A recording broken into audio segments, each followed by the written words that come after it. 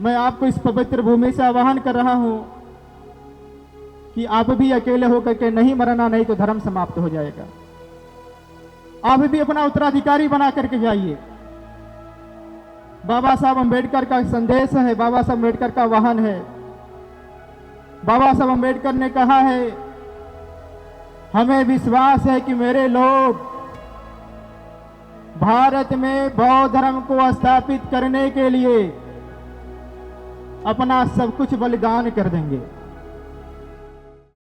जब बाबा साहब अंबेडकर ने यहां दीक्षा लिया, इसकी गूंज पूरे दुनिया में सुनाई दे रही थी। पूरी दुनिया में बौद्ध धर्म के लिए जो कार्य कर रहे थे, उन लोगों के खुशी का कोई ठिकाना नहीं था। पूरे दुनिया से बाबा साहब अंबेडकर को संदेश भेजे जा रहे थे, मंगल संदेश भेजे जा रहे थे। उसी समय जापान में एक कार्यक्रम हो रहा था और उस जापान के कार्यक्रम में उस समय के एक बहुत बड़े विद्वान, जिनको राहुल संस्कृतायन कहा जाता है, जापान जा रहे थे। महापंडित राहुल संस्कृतायन काठमांडू के एयरपोर्ट पर थे। काठमांडू के एयरपोर्ट पर पत्रकारों ने घेर लिया और उन पत्रकारों ने महापंडित राहुल संस्कृतायन से कहा कि राहुल जी, डॉक्टर बाबा साहब अंबेडकर ने जो धम्म क्रांति करी है, उसकी गूंज पूरे दुनिया में सुनाई दे रही है। आप डॉक्टर बाबा साहब अंबेडकर के धम्म क्रांति को किस रूप में देखते हैं? उन पत्रकारों को जवाब देते हुए राहुल संस्कृतायन ने कहा कि मैं डॉक्टर बाबा साहब अंबेडकर की धम्म क्रांति को इस रूप में देखता हूं कि डॉक्टर बाबा साहब अंबेडकर ने भारत में बौद्ध धर्म का ऐसा मजबूत खंभा गाड़ा है, अब उसे कोई मां का लाल हिला नहीं सकता। बंधुओं, हम देख रहे हैं कि आज डॉक्टर बाबा साहब अंबेडकर के अनुयायी पूरे भारत में लगातार एक से बढ़कर एक खंभा गाड़ रहे हैं। मैं पूरे देश में जाता रहता हूं। देश के जितने भी राज्य हैं, लगभग सबकी यात्राएं मैंने करी है। आज देश का कोई राज्य नहीं है जिस राज्य में बौद्ध लोग न हो। आज देश का कोई मंडल नहीं है जिस मंडल में बौद्ध लोग न रहते हो। और आज देश का कोई जिला भी नहीं है जिस जिले में बौद्ध लोग न हो। आज जिले में कोई तहसील नहीं है जिस तहसील में बौद्ध लोग न रहे हों। आज देश का कोई ब्लॉक नहीं है जिन ब्लॉकों में बौद्ध लोग न हो। और आज देश का कोई ग्राम सभा नहीं है जिन ग्रामों में ग्राम सभाओं में बौद्ध लोग न रहते हों। आप स्टेटों को छोड़ दीजिए, आप मंडलों को छोड़ दीजिए, आप जिलों को छोड़ दीजिए, आप तहसीलों को छोड़ दीजिए, आप ब्लॉकों को छोड़ दीजिए, आप ग्राम सभाओं को छोड़ दीजिए। अब देश का कोई गांव भी नहीं बचा है जिस गांव में बाबा साहब अंबेडकर कनुमाई बुद्धमय भारत का सपना न देख रहा हो। आज लगातार हमारी संख्या बढ़ रही है और बहुत तेजी के साथ बढ़ रही है। आवश्यकता हम लोगों की यह है कि जो लोग हमारे प्रचारक लोग हैं, हमारे जो भंते जी लोग हैं, हमारे जो वरिष्ठ और श्रेष्ठ उपासक उपासिकाएं हैं, पूरे देश में एक नेटवर्किंग तैयार करें। बाबा साहब अंबेडकर ने यहां से बुद्धमय भारत का सपना देखा था। मैं महाराष्ट्र बार बार आता हूं। महाराष्ट्र मुझे बहुत अच्छा लगता है। महाराष्ट्र के लोग मुझे बहुत अच्छे लगते हैं। महाराष्ट्र में बहुत सारे हमारे भंते जी लोग मित्र हैं। मैं उन लोगों से कई बार बोलता हूं कि आप उत्तर प्रदेश में आइए, और मैं उन लोगों से बोलता हूं कि महाराष्ट्र के बाद देश में सबसे ज्यादा अगर कोई बौद्धों की संख्या बढ़ रही तो उत्तर प्रदेश में बढ़ रही है। और मैं लोगों से कहता हूं कि आप आइए उत्तर प्रदेश में। आपके यहां संस्कार स्थापित हो गए हैं, आपकी संस्कृति बहुत आगे हो गई है।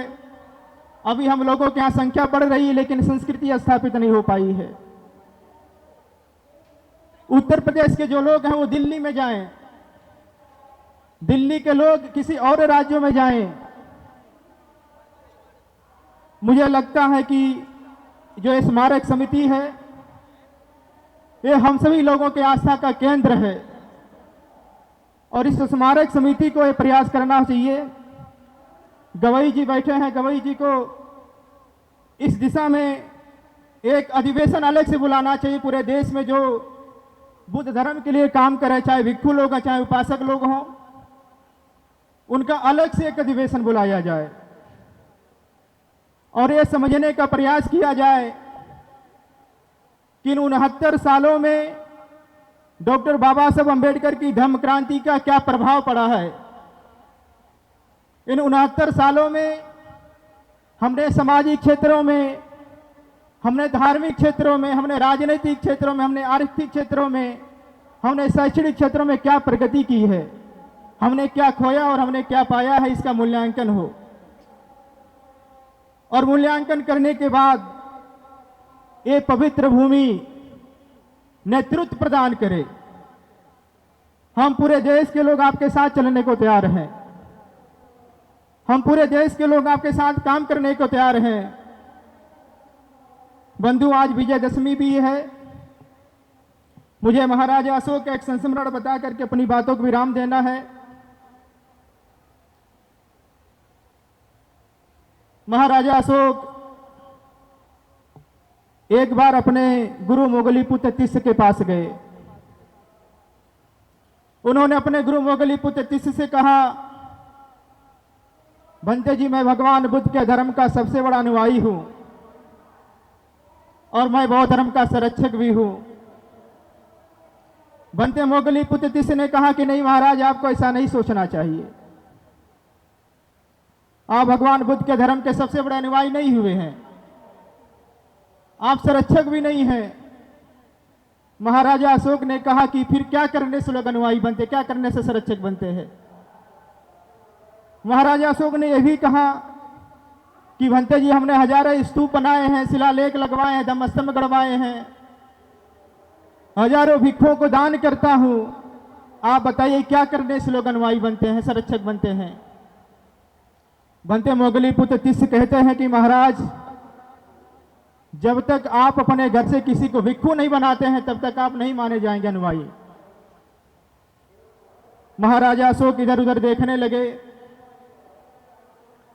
उसी समय उनके जो सुपुत्र थे, बड़े पुत्र थे, जो राजा बनते महाराजा अशोक के बाद, महामहेंद्र, वो हाथ जोड़कर खड़े हो गए। उन्होंने कहा कि पिताजी, मुझे अनुमति दीजिए, मैं भिक्षु बनना चाहता हूं।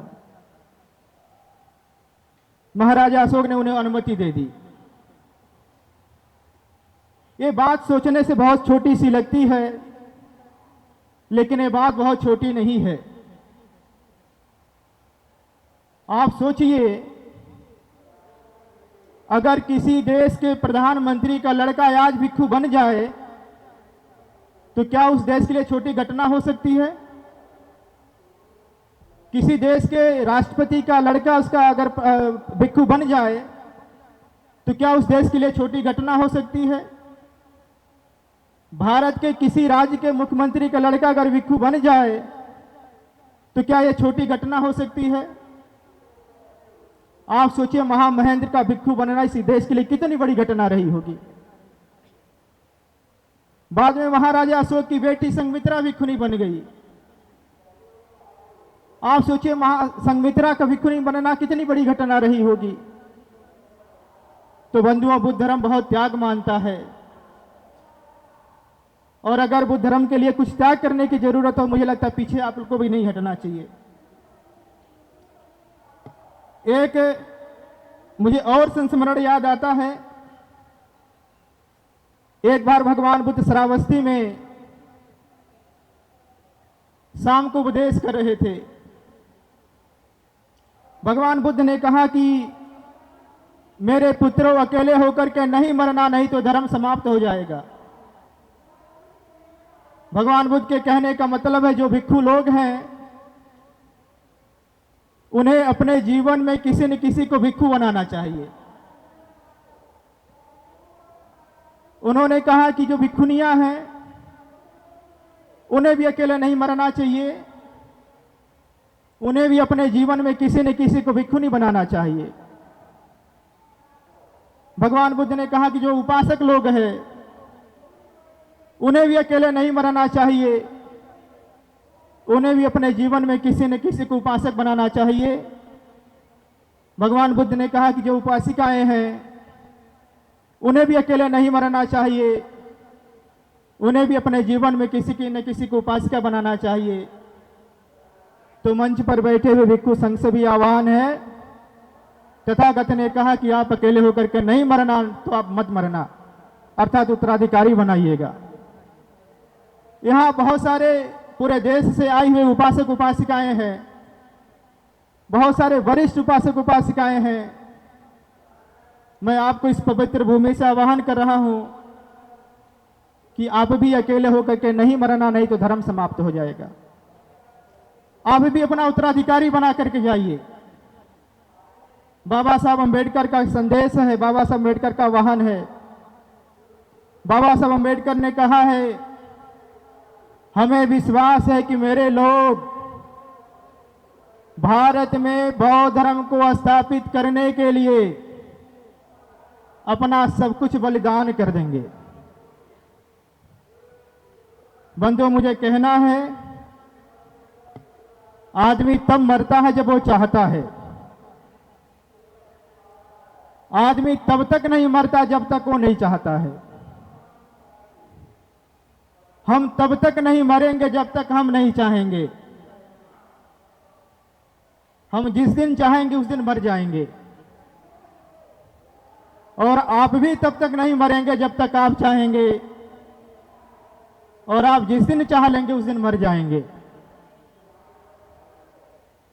आइए हम सब लोग एक साथ शपथ लें